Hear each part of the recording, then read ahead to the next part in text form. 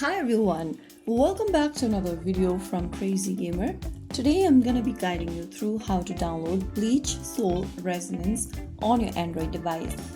If you're trying to download the BLEACH Soul Resonance on your Android device so that you can start playing, first of all open your Play Store. Also make sure that your device is connected to a stable internet and go to the search icon at the bottom center and tap on it. In the search bar type in BLEACH Soul Resonance and search. Look for the BLEACH Soul Resonance application from Nuverse Games and tap on Install.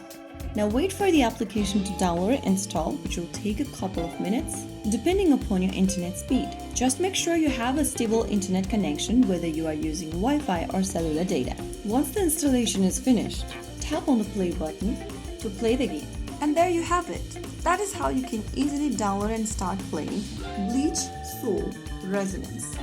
Take your time, explore the game, and have fun playing. If you found the video helpful, don't forget to like, share, and subscribe to our channel. I will see you again in the next video. Stay tuned. Till then.